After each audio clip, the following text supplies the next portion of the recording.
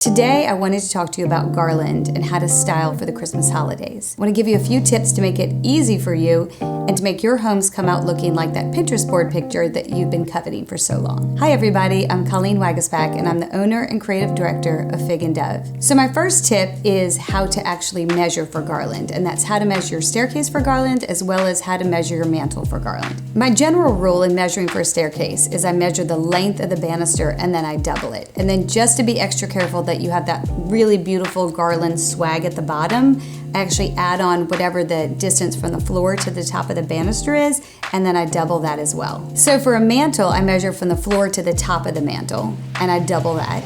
Then I add on the width of the mantle, and then to that I add about 50% because you do want that swag to hang, but you don't want it to hang so low that it's getting precariously close to the fire. So my second tip is about how to layer your greenery. The easiest thing to do is to go to your local nursery and buy your base layer, but what you have to remember is it's just a base layer. And when you look at a picture in a magazine and the garland looks so beautiful and so full, what you have to realize is there are added layers, and you can easily do that yourself.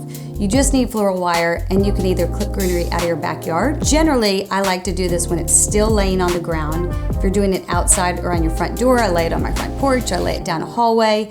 But I then evenly space the greenery down the garland and then just quickly thread it in with floral wire. Usually once you hang your garland, you just have to sort of, nudge things a bit or maybe add in another layer, but it's much easier than you think. To give your garland that thick, sophisticated look that you see in pictures, often you start with a base layer that you can get from any of your local nurseries, and then you add on from there.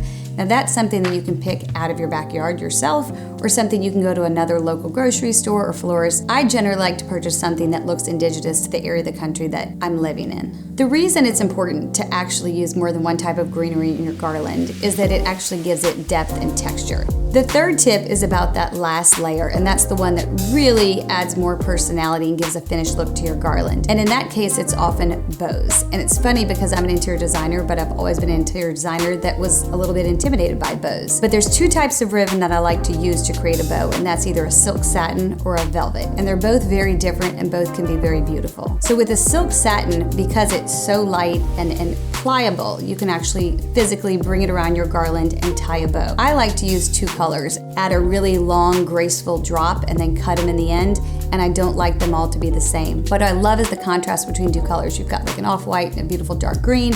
Sometimes I bring in a pop of color that I'm actually threading throughout the house in other ways, like a teal or something, but I do love a double ribbon and the fact that it gives you those four long, beautiful pieces and a little bit more color to your decor. The second type of ribbon that I like to use is a wired velvet. And I say a wired velvet because if you're using a velvet, you want that structure and you want that height and you want that volume, which is very different than a silk satin. So with a velvet ribbon, I actually pre-make the bows and I use wire rather than actually tying them because velvet doesn't tie very well. But at the same time, it gives you a real structured look and some added volume and shape when you're attaching your garland. To style this mantle, we started with a lemon leaf base for our garland, and then we threaded in an artificial greenery.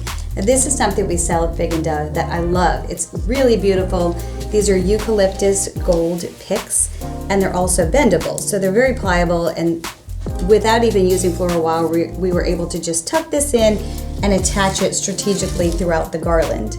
This is something you can use in your Christmas tree as well, but I love that it adds that festive sparkle to Christmas and everything isn't just green. If you have any questions, please put them in the comments below. All of the products that we're showing you how to style are something that we sell on our website. That's www.figanddove.com, as well as our Instagram is a great place to see styling tips and tricks.